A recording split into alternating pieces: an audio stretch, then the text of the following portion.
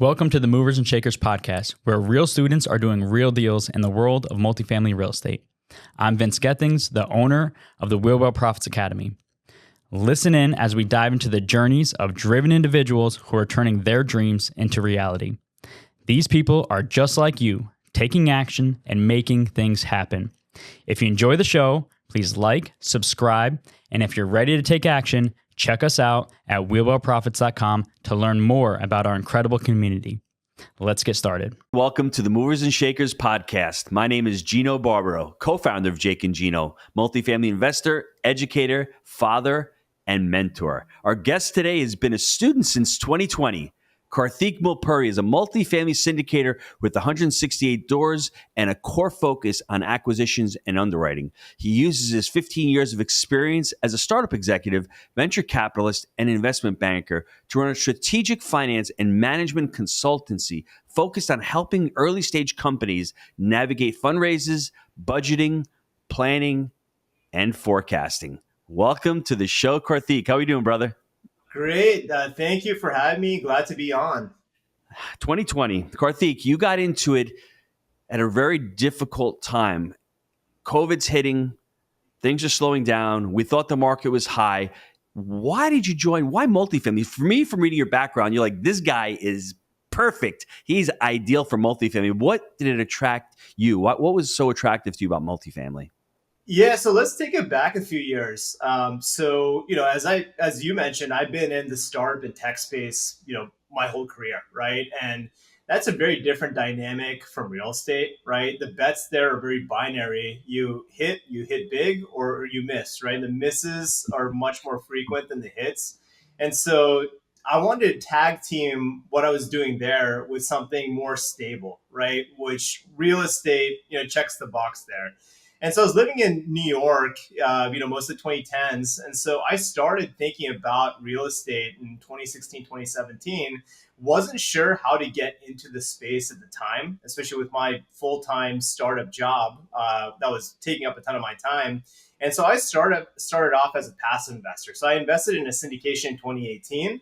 And then when, I started to think about getting active late 2019, early 2020, and I just wasn't sure how to get started at the time. And that's when I found you guys. And I joined the community in April, I believe, of 2020. So just as, COVID and the shutdowns were starting. And, the thing about that time, right, is because, everything was shut down, we found ourselves with a lot of time. And so I decided to take the time that I had, right, and use it toward educating myself. So some people find Netflix and educate themselves that way. Jake and Gino community members find multifamily and start diving into multifamily. Kartheek, I got to go back to the passive investment. What made you want to invest passively? I think it's genius. And did you learn anything from investing passively, saying, I would have done that differently, or I like that opportunity? Can you walk me through that first passive investment that you had? Yeah, so I invested in a institutional level deal in Dallas with a well-known operator. And, what I learned from it. So the reason that I chose to do it in the first place, right, was I just thought that'd be tough to get active at the time, given the obligations that I had in my W-2 role and given my location, right? And at the time too, I didn't know that, in multifamily, like you build teams, right? And, you can choose to focus on a specific item, right? And so I felt like passive was a good way to get in. And what I learned from it, right, is, look, this mirrors companies oftentimes, but you've got your pro forma model, right? And the pro forma model is oftentimes rosy, right? And then there are bumps along the road that happen in reality. And so the reality does not match up with the pro forma. But the thing is, like, if you're buying in a good market at a good time, you can walk away with the target return or even better than the target return due to cap rate compression, right? And the thing is, like, that was a very different time back then versus the time that we're in, and we can dig into that in a bit. But I think that was a major learning, right? Market's very important, but then also timing is very important as well. Kartheek, when you joined in 2020, you were already like the vehicle of multifamily. Can you explain to somebody who's on here saying, multifamily is really risky. I like single family homes or I like self storage. Why should I give multifamily another look? Why does Kartheek like the vehicle of multifamily so much? Yeah, it's a lot of reasons. The number one is, it's a business ultimately, right? So that's the major juxtaposition versus single family homes, right? The fact that, you're valued off of the NOI you generate, right? Versus whatever, the nearby homes are selling for on a comp basis. So you control your destiny a whole lot more in the multifamily space versus single family. And then when I compare multifamily to other institutional vehicles, so like let's take self storage, let's take mobile home parks. I mean, multifamily is the asset class amongst those three that has been the most adopted by institutional investors and retail investors. It's the darling, right? And the fundamentals in multifamily overall are still long-term strong, right? And the issues that we're seeing in the sector, I would marry that more to, financing, right? Especially in a lot of markets versus, operations themselves. There are exceptions, obviously, because, insurance and taxes have gone up quite a bit in some markets more than others.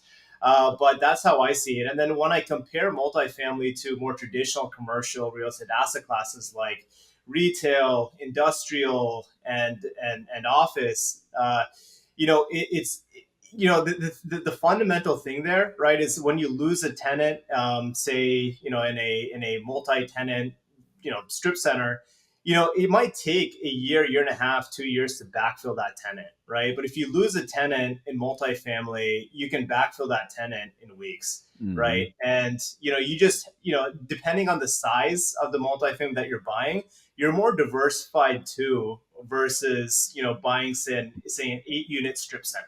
So, there are safety fundamentals that you have with multifamily that you just don't have with the traditional commercial real estate asset classes.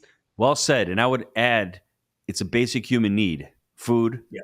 clothing, and apartments. And Kartheek, before I go into your perspective and your evolution, talk to me about, joining Jake and Gino, the buy right, the manage right, and the finance right. You touched a little bit about the finance and how people are having problems. It's not really the asset class. It's the strategy, the process they're not implementing. What did you lack when you joined Jake and Gino? What skills or what knowledge did you extract from the community?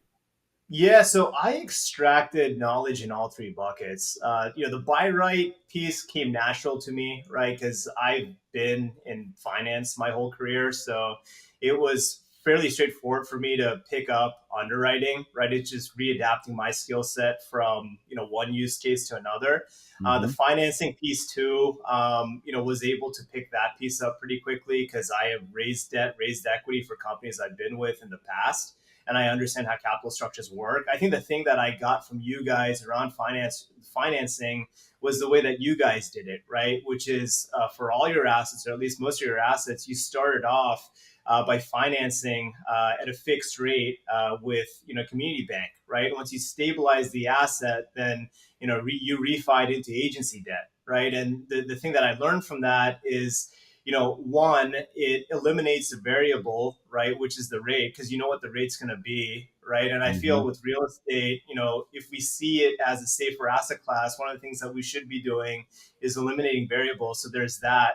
But then the second thing that community bank debt gives you oftentimes is flexibility, right? So that debt oftentimes comes with, fewer prepayment penalties than, say, agency debt has, right? So if you're able to really improve a property in a couple of years, then you can then refi into agency debt or other options. So that's something that we've used ourselves with most of our deals, and it served us really well through the cycle. And then with the managed right, it was full on learning for me, right? I never bought a single family myself before I jumped into multifamily. Multifamily was actually the first direct real estate exposure I ever had, which is different from a lot of students who came from single family then went into multifamily. And the major thing that the other major thing that I got out of the community was building a network. So all the deals that we have worked to this point, are with fellow community members or folks that I met through the community. So my partner, me focusing on the acquisitions, the underwriting, and finding capital partners, and my partner focusing on asset management and operations. I found him through a member of the community, so I would not have been able to find him otherwise. Talk to me about that. I love what you just said. Most of us go from single family to multifamily. I did what you did. I owned a fourplex. I mean, to me, that felt like a multifamily, but I went into my first deal with Jake at a 25 unit.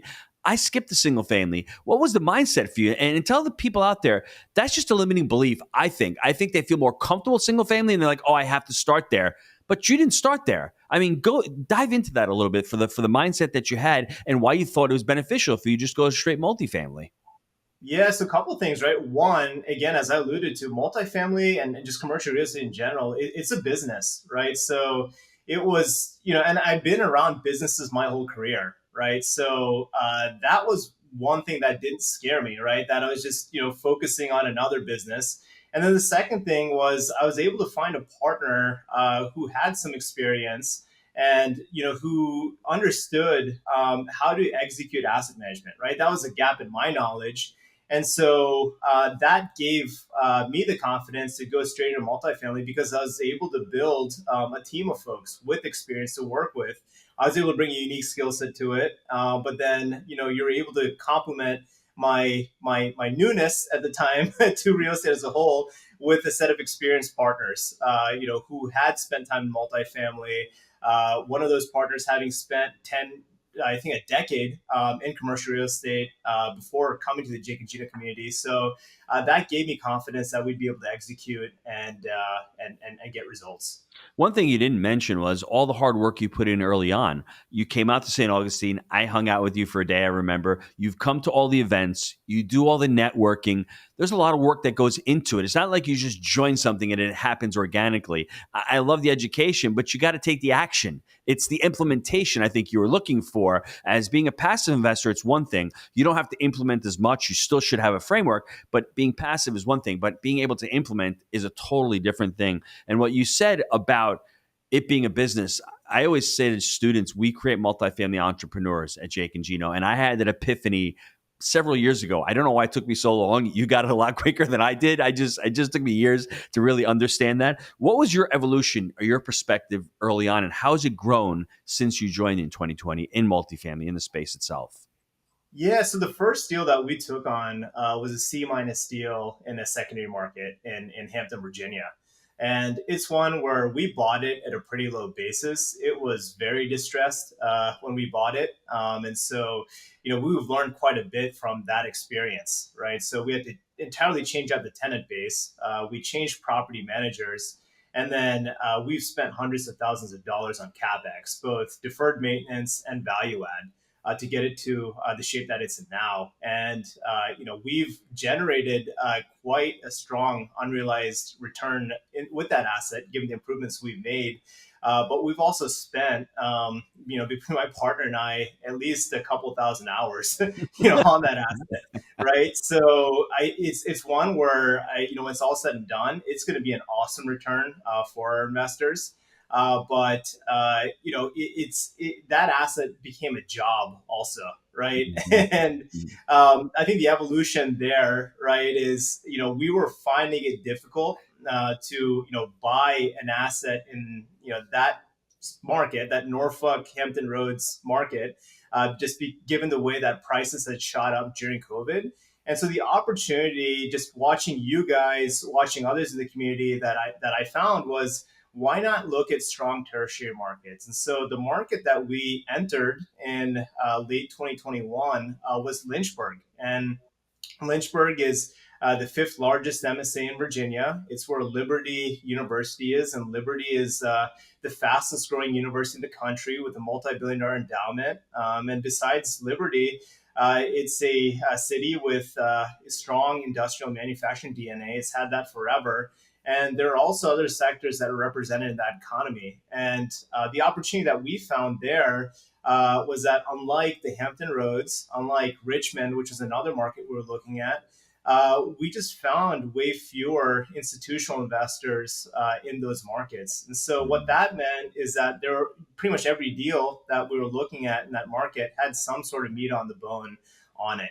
Right. And so we were able to take the efficiencies that were being executed in those strong secondary markets and then applying them to the tertiary markets. And one of the cool things about the tertiary markets that we realized is that oftentimes, like, no one knows what the true rent ceiling is because a few folks have tested it. And so we've done a couple of deals in that market. We've gotten 106 units in that market, and both cases, year one we were getting, year three, year four, year five rents up front. And the first asset that we bought there, we're getting rents way above what we dreamed when we bought that asset, right? And so, it's kind of like, one of the learnings is, what is the pond that you're competing in? And sometimes it pays to be, the big fish, or at least a smarter fish in the in the small pond, right? Versus one of many fish swimming in a bigger pond.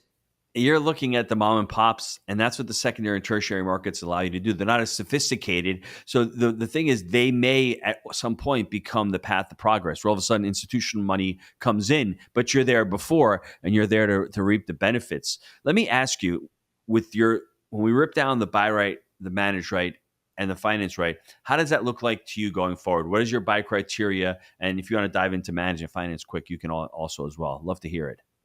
Yeah, so the buy right criteria, looking at anything that's between A minus to C plus. I feel in that range, you find a good mix of value add, but at the same time, a certain level of stability, especially with the renter base, right? It just helps to know that your renters are going to pay you every month, right? Some of those basics. We continue to look in Lynchburg because one of the plays there, and one of the things that I learned from you guys with what you've done in Knoxville, is that as you buy more and more assets in a tertiary market, you can unlock more and more management efficiencies as well, right? So that was one of the things that enables us to buy our second asset in the market.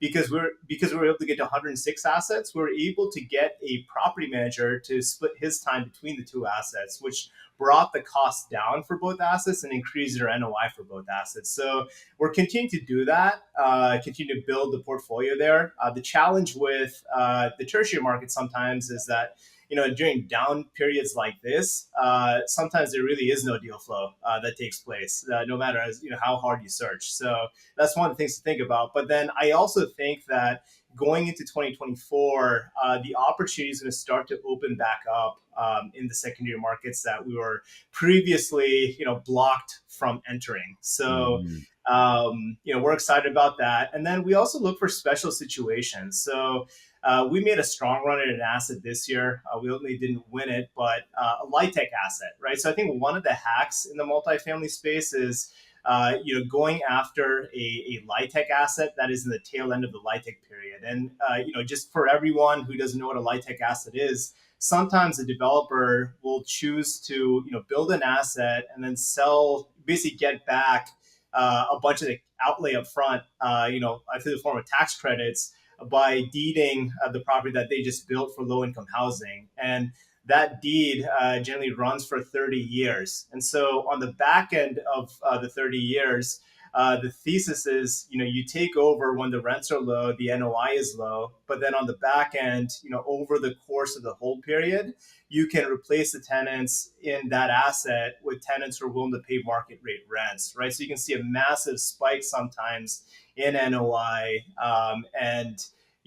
Because there's built-in arbitrage in that play, even in a tough market like this, that's a deal sometimes that you can make work and justify with the numbers. So that's one example. And then second, we continue to look at loan assumption deals, right? And we don't necessarily mind jumping into an asset where we're taking over a loan at a lower LTV and at a lower rate that still has quite a bit of term on it, right? Because the thesis there, right, is if you're able to underwrite to a certain cash on cash return, your debt service coverage ratio is also going to be very high because the debt that you're inheriting is less than the debt with, say, a new origination loan. And you're also getting charged a lower rate on it, right? So in terms of safety, that's another great play that we're looking at.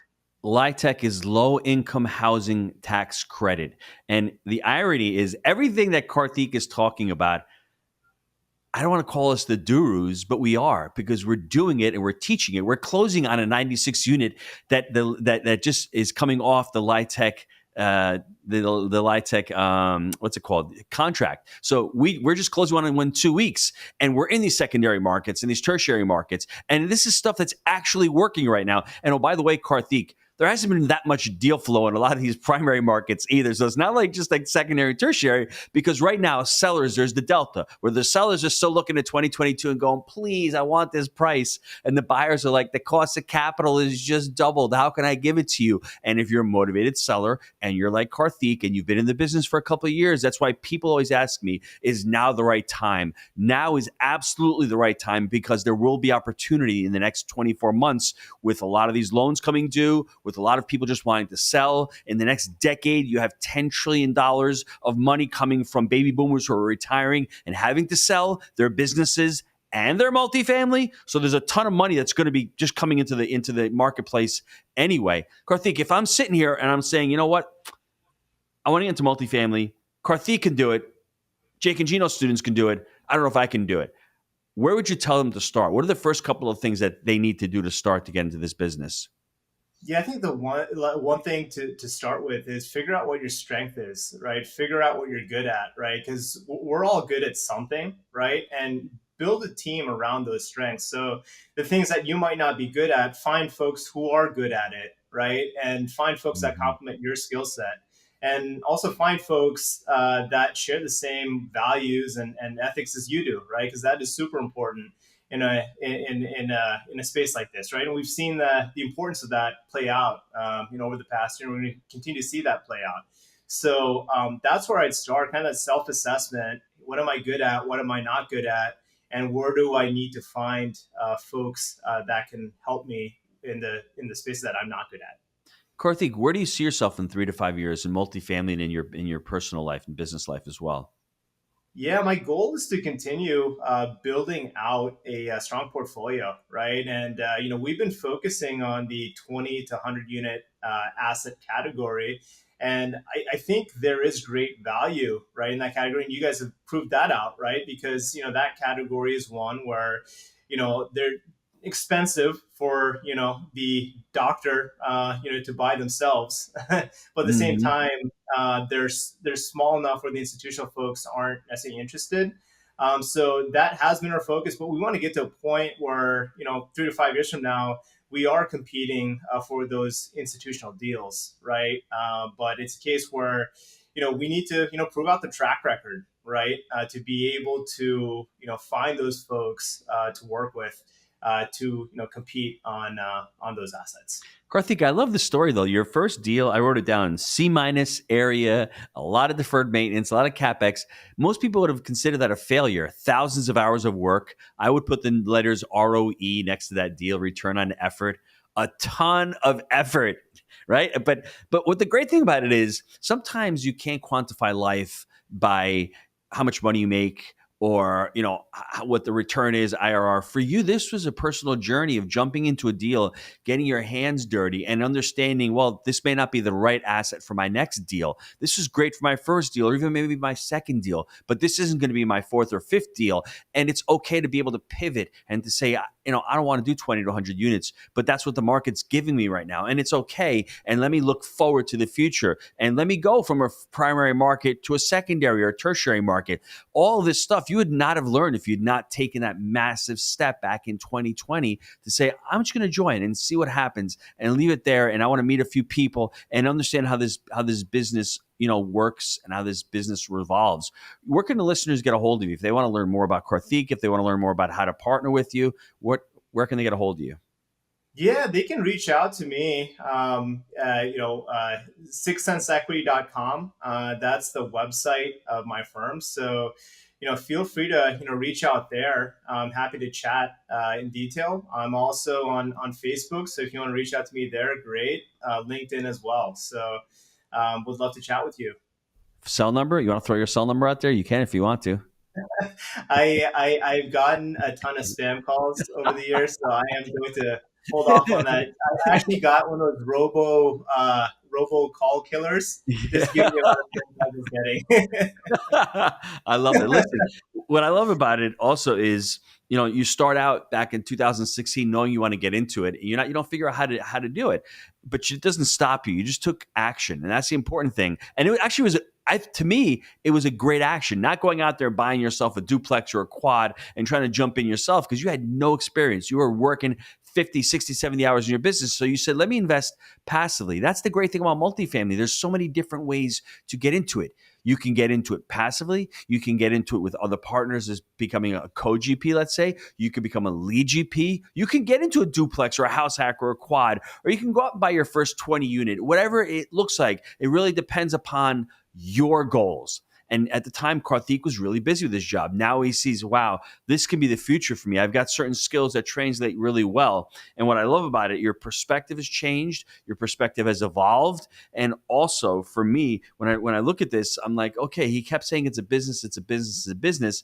And what you also did, Kartheek, which I'm really proud of, is you looked at what value you can bring to the table. And you have a couple of really strong suits as far as the financing, the capital raising, the underwriting. So as you're listening to this, try to diagnose what your skill sets are. Stop making excuses. Don't say that multifamily is only for the big investors, because people like Kartheek and myself, we're still buying 20-unit deals. They're making sense. I love how you shifted into the secondary market as well. Any final words for the listeners, Kartheek? Yeah, you had a really good point there, right? So, we just closed on a 20-unit deal in October, and of the deals that we've done so far, that's the smallest of the deals, right? But when you see a good deal, you do a good deal. I mean, to your point, you guys are still doing those 20-unit deals. So, and the thing is, like, sometimes, like the investment that you're making now in terms of time in something, it's going to pay off on the back end, right? Because there's going to be some advantage you get out of it. So, as you alluded to, right, that first deal that we bought, we learned so much from running and operating that asset. There's just so much that I learned about asset management myself that I wouldn't have learned otherwise, right? Mm-hmm. Able to take that knowledge and apply it to some of the other assets that we've acquired. And then with the 20 unit that we bought, the what we're getting out of it there is that it's our first asset in a market that we've been wanting to get into for a while, right? And like now that we're in that market, brokers and sellers know that Yes. we are legitimate buyers in that market, and so maybe the next asset that we buy is a bigger asset, and we're able to put a stronger foot forward because we already own an asset in the market. I So love that. there are those untold advantages by dipping your foot in the water. I love that. And I'll end it by saying Kartheek could have said, you know what, I made a lot of mistakes on my first deal, but now Kartheek knows what not to buy. He knows what to focus on now. When he came on board, he wasn't sure about his business plan. He executed a business plan, and that didn't stop. It could have worked really well. It didn't work as well as he wanted to. He's still going to make great returns, but he's like, I'm going to be able to pivot because I know I took massive action. I always say, think big, start small. Just start wherever you are. Take that next step. And what better way to join Jake and Gino and take with Jake and Gino? Kartheek, want to thank you for joining today. And listen, I will see you at the next Jake and Gino event. Thanks.